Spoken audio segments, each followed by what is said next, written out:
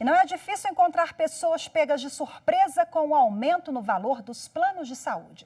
Veja agora na reportagem como identificar o reajuste abusivo nos preços e saiba o que fazer. O reajuste no preço dos planos de saúde é permitido. A Agência Nacional de Saúde Suplementar é quem faz a regulamentação, mas a alteração nos valores deve seguir alguns critérios. São eles: o que segue a faixa etária dos segurados, o aumento anual e o que varia de acordo com a sinistralidade. Ele é calculado quando o plano é acionado acima do previsto pela empresa. O problema é que as operadoras simplesmente ignoram esses limites estabelecidos pela ANS e, quando os consumidores recebem a cobrança, se deparam com um valor praticamente impossível de ser pago. O que fazer nesse caso? Tentar uma solução junto à empresa ou buscar a justiça?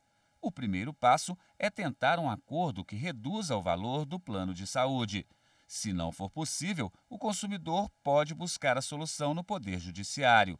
E é sempre bom lembrar que todo mundo pode evitar cobranças abusivas com dicas simples, como ler o contrato e entrar no site da Agência Nacional de Saúde Suplementar para ver o índice estabelecido para reajuste dos planos.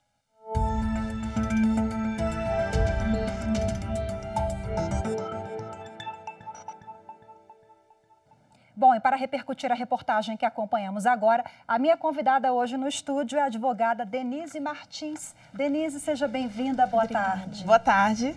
Bom, esse assunto que acompanhamos na reportagem realmente é uma situação sensível, difícil, que envolve saúde e vida, e a pessoa se vê ali sem condições de pagar, principalmente quando chega na terceira idade. Isso é muito comum, né? O consumidor consegue identificar quando esse reajuste é abusivo? Não, é bem complicado o consumidor conseguir identificar esse reajuste abusivo, porque não existe uma legislação e muitas vezes os contratos de adesão, eles não especificam um percentual a ser reajustado. Então fica bastante complicado para o consumidor visualizar esse reajuste. E quais são os indícios de que existe alguma coisa errada ali? Quando os percentuais começam a ser maiores, assim, no sentido de mercado, 20%, 30%, 40%. Muitas vezes tem casos que, às vezes, os reajustes ultrapassam 300%. Então, o consumidor ele consegue visualizar a partir desses percentuais, que se tornam onerosos para o consumidor, né? A ANS, a Agência Nacional de Saúde, ela não traz ali exatamente a regra de reajuste, o que pode ou o que não pode? Existem 3 modalidades de planos de saúde, que é o plano individual, plano coletivo por adesão / empresarial. O que acontece? A Agência Nacional de Saúde, ela só tem uma regulamentação de percentuais limitadores só para o plano individual, hoje escasso no mercado.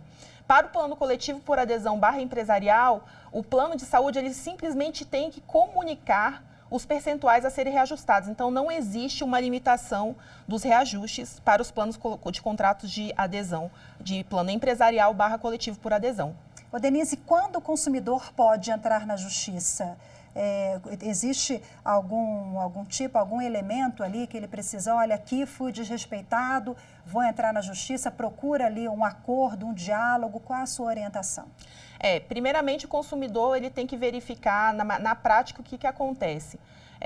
Os planos de saúde, eles oferecem um contrato de adesão, às vezes um contrato que é até rentável e bem bacana para o consumidor ele adere a esse contrato e aí, com o passar dos anos, os reajustes se tornam excessivos. O consumidor ele deve procurar um advogado especialista no assunto para verificar se existe uma ilegalidade nos reajustes e procurar fazer um estudo econômico do contrato. Não é simplesmente aplicar uma legislação, porque não tem uma legislação a ser aplicada, mas tem que analisar do ponto de vista econômico para se ter uma redução no plano de saúde. Ainda assim, com a assinatura desse contrato, né, embora as regras sejam rigorosamente as mesmas, ele assinou o documento ao longo da vigência daquele plano de saúde, o consumidor ele pode fazer alterações ou solicitar ou entrar até na justiça mesmo mediante a assinatura.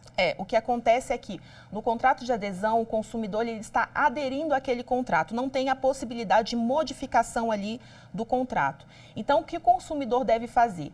Se verificou no contrato que não existe a limitação e na maioria dos contratos contratos não têm essa limitação de reajuste dos índices a serem aplicados no contrato, ele deve procurar um advogado exatamente para que, via justiça, via judiciário, ele consiga ter ali uma limitação. E nos casos práticos, a limitação ela se dá pela modalidade individual, que é da Agência Nacional de Saúde. Bom, eu falei que no início da situação dramática, né, dos aposentados que determinada idade ali, em média 60 anos, subiu ali a idade, o plano de saúde mais que dobra, né? Os planos, eles também podem simplesmente nem admitir a entrada de idosos ou pessoas com doenças pré-existentes? Ele pode negar? Na prática, o que acontece? Os planos de saúde, eles negam, primeiro eles forçam a saída do idoso do plano de saúde, porque o idoso ele tem ali uma maior chance de frequentar mais o plano de saúde. Mas o que o consumidor, eles não podem negar a entrada do consumidor, mesmo sendo idoso, mas na prática acontece muito e o próprio consumidor ele deve procurar um advogado para tentar reingressar ou mudar de plano, enfim. É proibido essa prática, é ilegal, considerado ilegal. Já que a gente está ampliando aqui um pouquinho o assunto, eu quero finalizar com a carência, né? Um problema sério também para os consumidores que descobrem uma doença, ou então gestação, no caso das mulheres, né? O que a legislação determina em relação a esse prazo para atendimento da carência?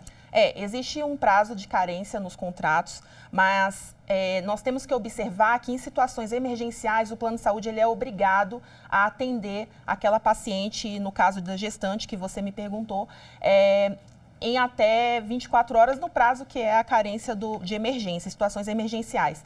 Por exemplo, se uma gestante ela procura um plano de saúde com uma cesárea marcada ou um atendimento ali que tenha que marcar com antecedência, aí o plano de saúde, a depender de cada contrato, ele pode negar o atendimento. Mas em se tratando de uma situação emergencial, o plano de saúde é obrigado a arcar com esses custos. Doutora Denise, mais uma vez agradeço a sua participação. Muito obrigada e uma boa tarde. Boa tarde.